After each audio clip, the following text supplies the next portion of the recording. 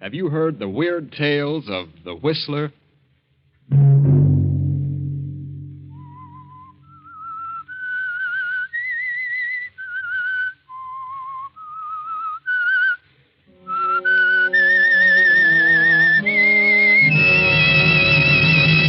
I'm the Whistler. Gentlemen, we 7 scientists have banded together because the government of Austria is in deadly peril. We have evidence that Austria is being dangerously undermined by the Nazis, and that nothing is being done from the standpoint of the law to prevent it. We have therefore resolved to take measures into our own hands and prevent this chaos. At our next meeting, we shall present the names of those in high places who attempt to divide and conquer, and shall decide then as to what action shall be taken against them. And such was the organization in which Hans Minkler, the young, mild-mannered biologist of Vienna, suddenly found himself a member. Hans Minkler, whose whole life was dedicated to the preservation and the saving of human life. Hans Minkler, referred to by his classmates as the man who couldn't kill a fly. Saturday night, and again CBS presents The Whistler.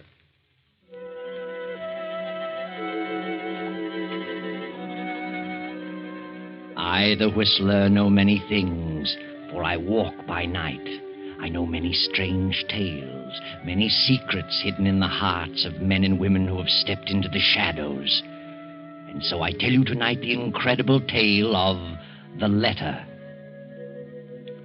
Hans Minkler, the young biologist, only half heard the speech of the leader of the 7 scientists, for Hans was dreaming of his beloved experiments. His experiments and the pretty niece of Monsieur Gallet, the lovely Viel, who had been living in Vienna these past 4 years. Kindly Monsieur Gallet was interested in Hans Minkler's theories, and Hans was hoping Gallet might finance them.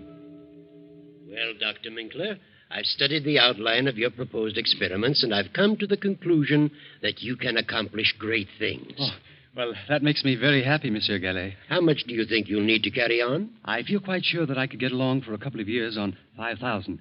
If my cell experiments prove successful, human life may be prolonged considerably. I have all the faith in the world in Hans, Uncle.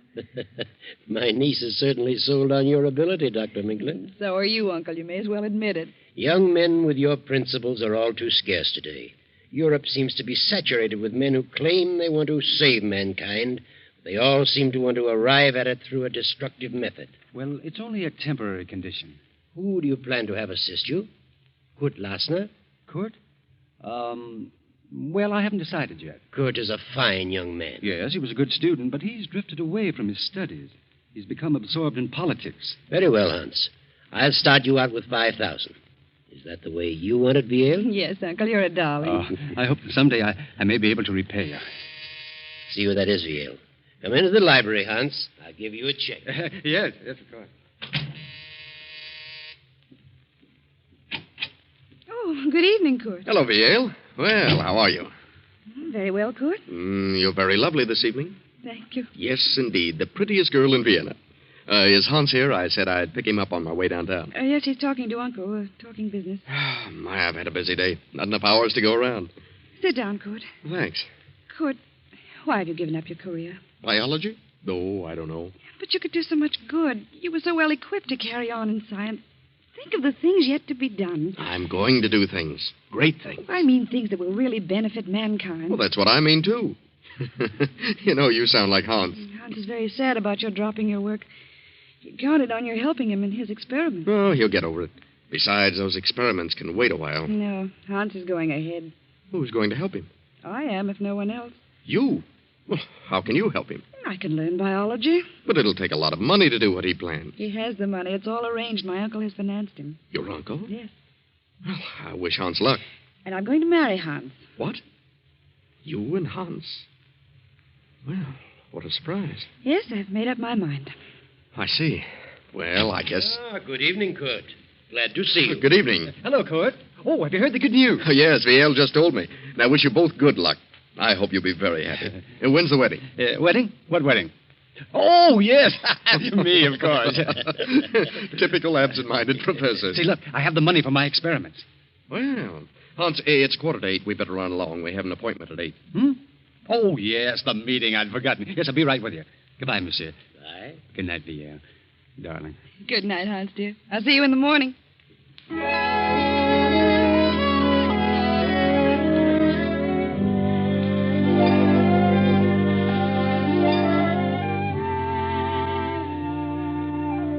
So Hans Minkler reluctantly attends his second meeting, and with Kurt Lassner joins the 5 scientists in the darkened room. The single low lamp on the table casts their shadows on the wall. The leader is speaking So, again. gentlemen, we have learned who these 5th columnists are. So it is our duty as loyal citizens to take action against these men. We have learned who the leader is, and naturally he must be the first one to go. In this envelope I have his name. We will now draw lots to select the one among us to carry out instructions which will be read later. Are you ready with the straws, Kurt Lassner? Ready, sir. This is an old and simple method, but since there are only 7 of us, it will suffice. Proceed, Kurt. Yes. 1, 2, 3, 4, 5, 6, 7. All of us have drawn, sir. Good. Here's the envelope containing the name of our victim. Who has the short straw? Well, I guess I have. Hans Minkler. Here's the envelope. But before you open it, we must tell you what the committee has decided to do about this man. He is to die. Die? And that task has fallen to you. You mean this man is to be murdered? Exactly. What? You don't know me, gentlemen. I'm a saver of life. I wouldn't consider such a thing for a moment. Herr Minkler, you are a member of this group. You know our secrets. It will be best for us and for you if you completely forget your scruples. Oh, but I can't belong to a society with such diabolical purposes. Why, I didn't realize what this was all about. Oh, no, I withdraw. It's too late to think about withdrawing. Do you mean that you actually expect me to kill someone? You have been selected. You are fools. Oh, I couldn't kill a fly. I couldn't harm a living thing if the whole country went up in smoke. This is the most ridiculous thing I've ever heard of. You're not scientists. You're a band of madmen. Fiends. Sit down, Hans Minkler. We're not a band of madmen, and we are not fiends. We are loyal patriots of Austria who are determined to save our country. Any one of us might have drawn that straw. Well, I don't want to be a party to such a plan. I'll not commit murder. Unfortunately, you know too much about us now to pull out. And suppose I refuse? Then you will accomplish nothing. Not only will we eradicate our selected victim, but we'll see to it that you are eradicated with him. Who is this victim? Open the envelope. Very well. What? Why, you are insane. The whole lot of you. Monsieur Gallet is the soul of honor. Monsieur Gallet is one of the most honest men I've ever met. Monsieur Gallet is the leader of the Nazi party. I here. don't believe it. Why, I'm to marry his niece. Did you say Monsieur Gallet? Yes, you know that's ridiculous, Court. He'd never do such a thing. Gallet is the leader. We have proof. He also has a very lovely niece. And I'm sure you'd want nothing to happen to her. Would you, Herr Minkler? No. No, I wouldn't. But you must give me time. Time to think. There is nothing to think about. It has been decided. Gallet must be exterminated within 12 hours. Very well. And there's nothing else for me to do. Good night, gentlemen. Good night, Herr Minkler. And remember, if you don't accomplish this task within 12 hours, we will be forced to take care of you. And if we can't find you, we will find the girl. Yes, I understand. Good night.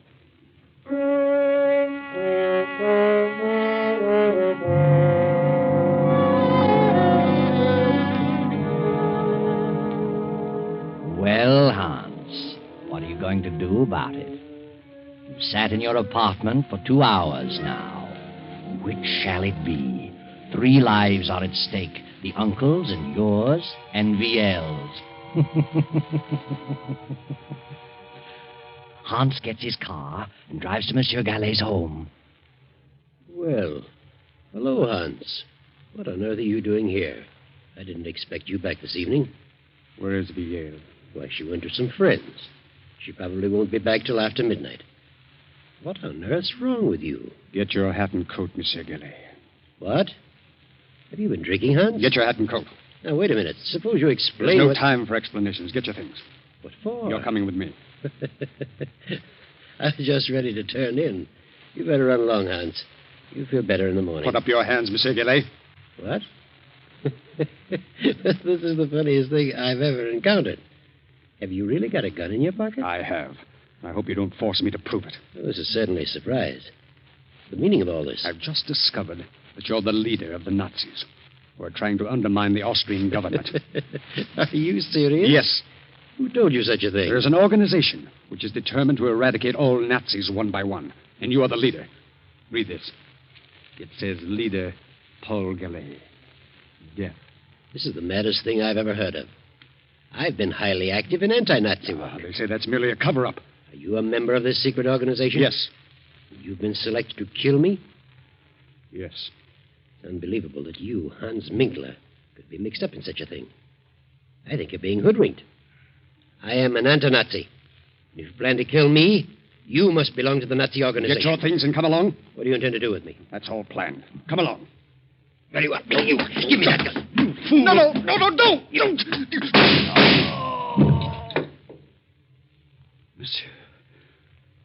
Monsieur. Good Lord.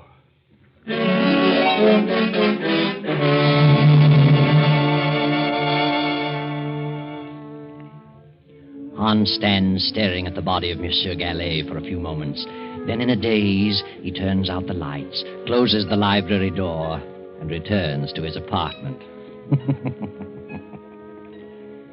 For the remainder of the night, he sits at his desk staring into the darkness, lost in thought. And then morning comes, and Viel at her home opens the library door and...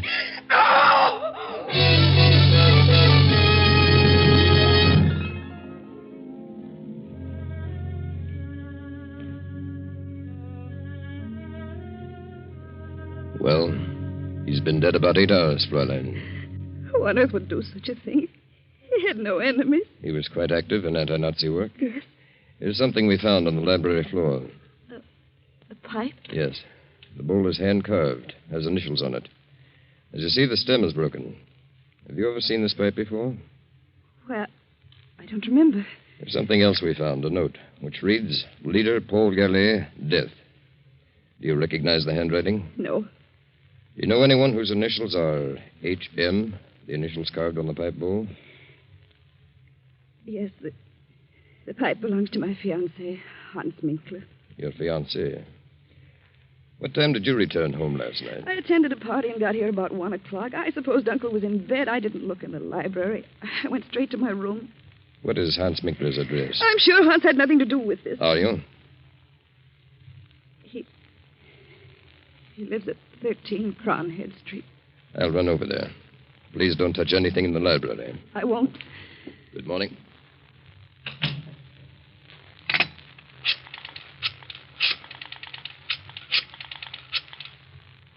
Kurt, something terrible's happened. Uncle was murdered last night. The police have just left. They found Hans's pipe on the library floor. It was broken. They've gone to his apartment. Please come over right away.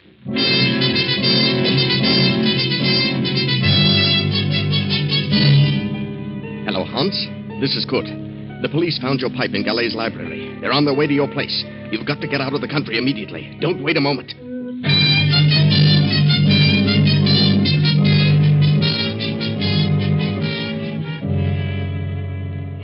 Oh, Kurt, it's terrible. Now, control yourself, Ian. Oh, Kurt, I can't imagine why anyone would do such a thing. Kurt, you know where Hans is. Well, I suppose he's at his apartment. Hasn't he called you this morning? He usually does, but he hasn't. They found Hans's broken pipe near Uncle's body. Kurt, I must warn Hans. I must let him know what's happened. Hans' pipe, huh? Yeah, that's bad. By all means, phone him at once. Oh, you call him. Of course. It's Kronigstadt 4347. Right.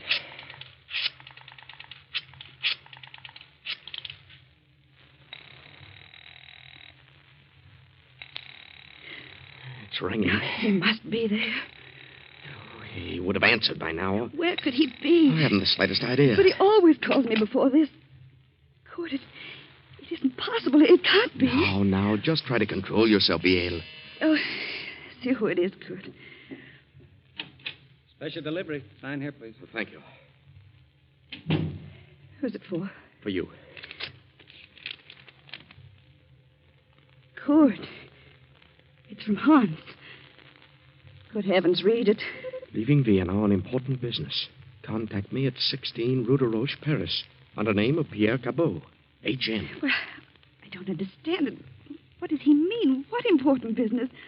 Why should he disappear like this? Oh, I've no idea, but it does look strange. Your uncle is murdered and Hans disappears. Oh, but what motive could he have had? But they found his pipe near Uncle's body. You know Hans had nothing to do with it. I'll admit he's always been rather peculiar, never seemed to let loose, always seemed to be on his guard, but I can think of no reason for this. What could this important business be? He never told me of it. And why on earth should he go to Paris under an assumed name? That is strange. Kurt, that officer said something. What? Well, you know that Uncle was active in anti-Nazi work. Do you suppose it could be a Nazi? Well, why not? But who? Who do we know that's a Nazi? I certainly Wait don't. a minute. You just said that you felt Hans was always on his guard. Do you mean you felt he was concealing something? Well, there have been times when I've felt that, but on the whole, I've thought of him as a slow-thinking, absent-minded professor. But it does seem strange that the moment Uncle gave him the check, that this should happen and he should disappear. Maybe he went to visit our old pal, Jean Renault. You remember Jean? He was one of our classmates. But I have a strange feeling that Hans wouldn't go away like this without telling me beforehand, unless something were wrong. Do you suppose that Hans has been deceiving us all along? What makes you ask that? Well, it suddenly occurred to me that he spoke French without the trace of an accent. And I remember Jean Renault said once that he spoke English without an accent. So what? Well, if he did, where did he learn to do that? Certainly not by living in Vienna all his life. Oh, I see what you mean. Why didn't he tell me beforehand that he was leaving? But he wrote you this letter. Yes, but it wasn't written by the Hans I know. Oh, I think you'd better forget about it. Good. I didn't tell you this. The police found a note on the floor. It said, Leader Paul Gallet, death. It must have meant that Uncle was an anti-Nazi leader and he was sentenced to die. And if this ties in with Hans' disappearance, then Hans must have been connected with the Nazis. Oh, darling, you're getting yourself all worked up. You don't think Hans was a Nazi? Well, I'll admit, the way you've got it all worked out, it sounds plausible, but if he was a Nazi and he's left the country, what can we do about it? He won't come back. But why should he go to Paris? Well, Jean Renault was a good friend of ours. I'm sure Jean knows nothing about Hans being a Nazi. Jean would never suspect him. Maybe Paris is his next assignment. Nazis are just as busy in France as they are here. Let's see that letter from Hans. He says here, contact me 16 Rue de Roche, Paris. That's Renault's address, 16 Rue de Roche. Oh, good. I just can't believe it. How could I have been such a fool? I'll see who it is, darling. I'm Captain Gruber from police headquarters. Oh, come in, Captain. Sorry to trouble you again, Fräulein, but we went to Herr Minkler's apartment. He wasn't there. He wasn't. His car has not been in the garage all night. That's strange. We found this writing on the notepad on his desk. Is it his handwriting? Yes. He's written the same two words over and over again, Gallet and Villiers, as though he tried to make up his mind about something. But what's become of his car? The car's been found. Where? In a public garage. From all indications, Minkler's left the country, probably for France. Oh, why France? We've discovered that Hans Minkler is a French citizen. A French citizen? Well, he always led us to believe that he was a native Austrian. Now, we'll want to check things over a little further. We'll be back this afternoon. Please don't disturb anything. No, we won't.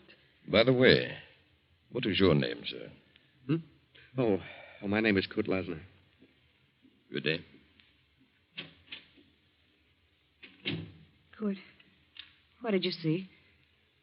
What were you looking at just then? What do you mean? What startled you on Uncle's desk? Well, nothing at all. Here, let me see. Good heavens, I see it. Here on the desk blotter, it's Uncle's handwriting. It says, Find Hans Minkler. And it was Hans. It was. Uncle was trying to tell us who did it. Maybe. To think that he could be so low as to take Uncle's money and then kill him. Oh, please, Viel. I just can't believe it. I won't believe it. I must. Well, I'm sorry to say that all the evidence is certainly against him. Oh, come, Viel. Try to get this off your mind. Try to get some rest. The police will take care of everything. Oh, yes, good. I guess you're right. If Hans did do it, he'll pay. He's the one who'll do the suffering. Believe me.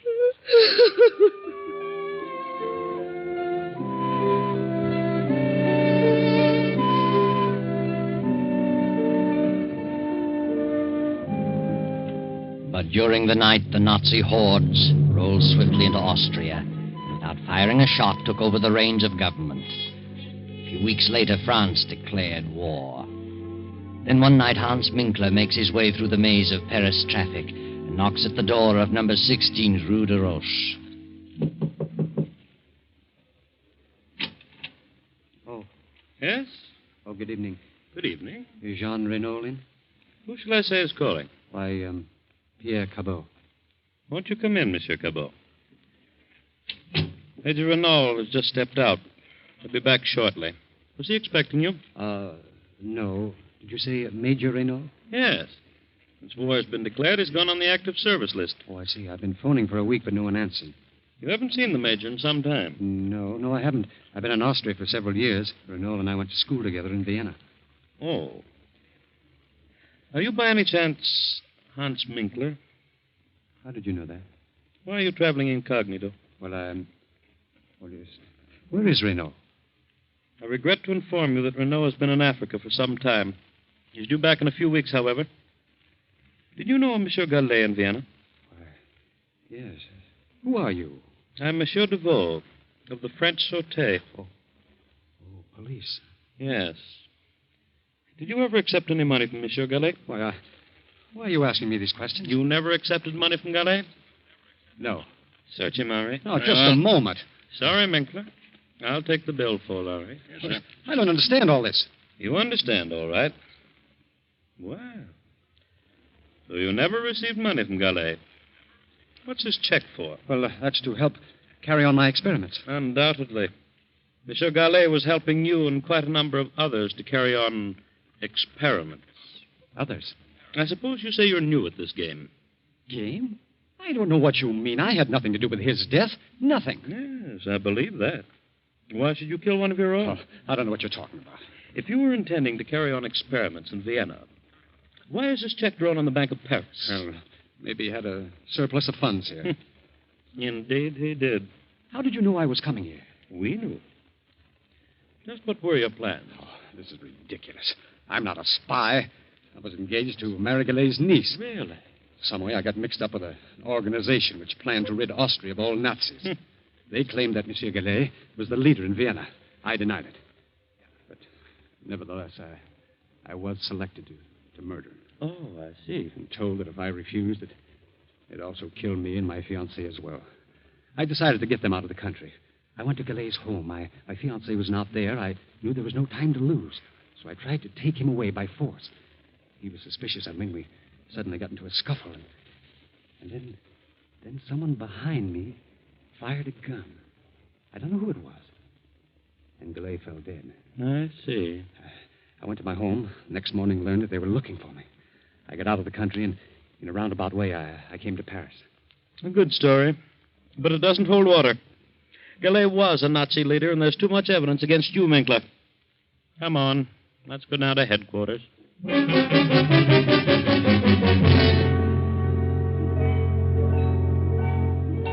2 weeks later, Jean Renault returns to Paris.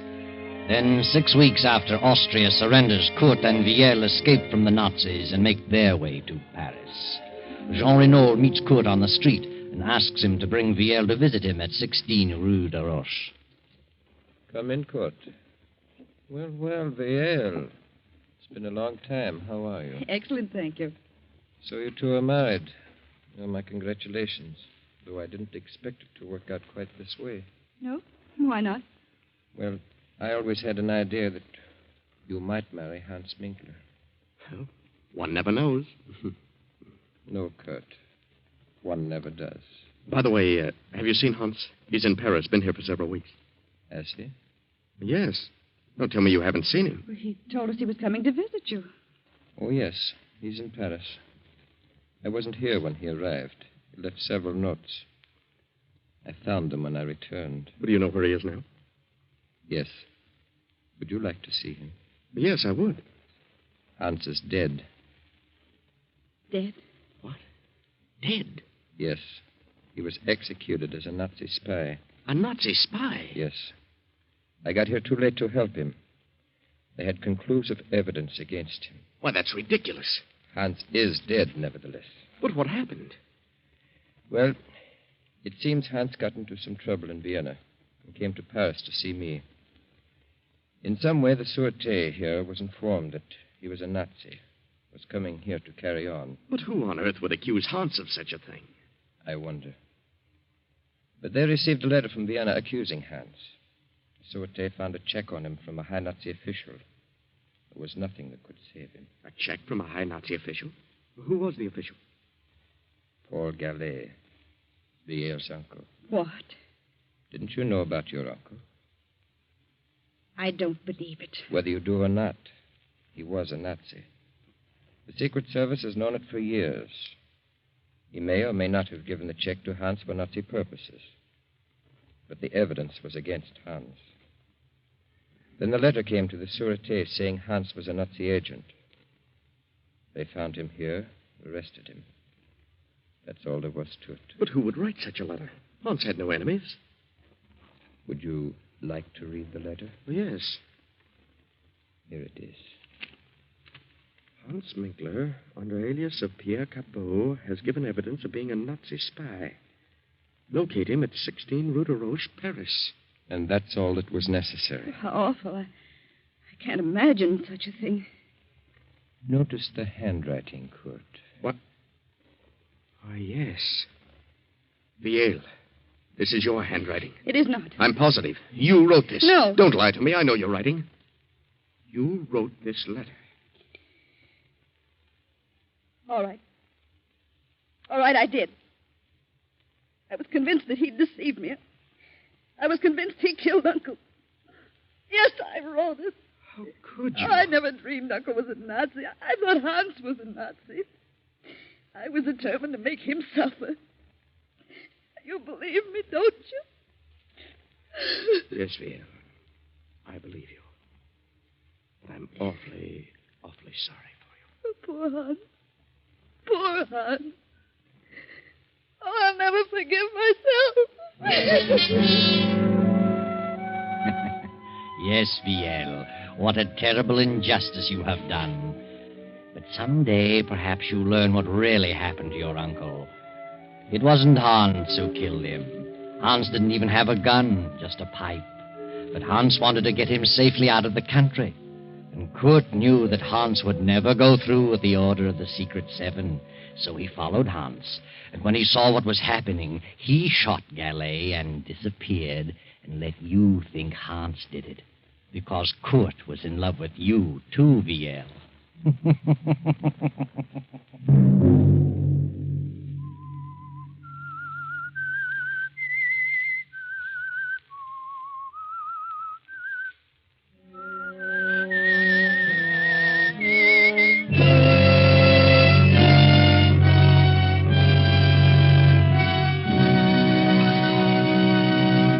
CBS has presented The Whistler.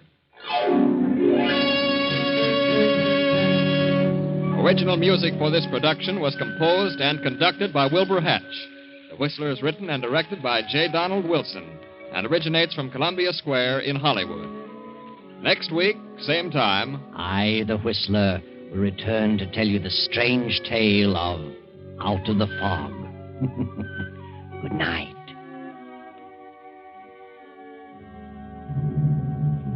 this is the Columbia Broadcasting System.